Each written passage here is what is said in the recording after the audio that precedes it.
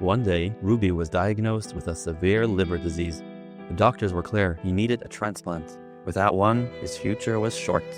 It was 2006, and Ruby was in the middle of becoming a Jew. Week after week, he would join Rabbi Brikman and his family for the Shabbos meals. He wasn't just attending, he was absorbing. The warmth of the table, the quiet holiness that filled the room, it all drew him closer along his journey. And then, out of nowhere, came this diagnosis. He was placed on the transplant list, but the waiting list was long, and time was something he did not have. In the middle of this frightening reality, Ruby said something that revealed who he truly was. He wanted to die as a Jew. Because his condition was deteriorating, the Jewish court expedited his conversion.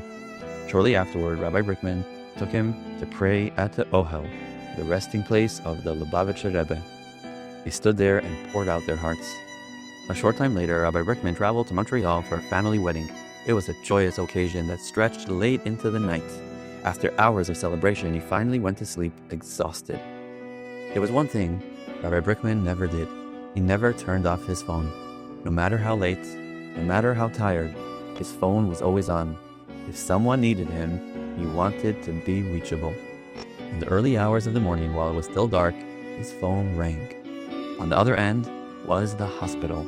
A liver had become available. Ruby was a match. There was urgency in the caller's voice. They had been trying to reach Ruby and couldn't get through. They were close to moving on to the next person on the list. This was their final attempt. One more call before the opportunity would disappear. In an instant, sleep vanished. Rabbi Brikman began making calls to Seagate. Someone had to get to Ruby immediately and get him to the hospital without delay.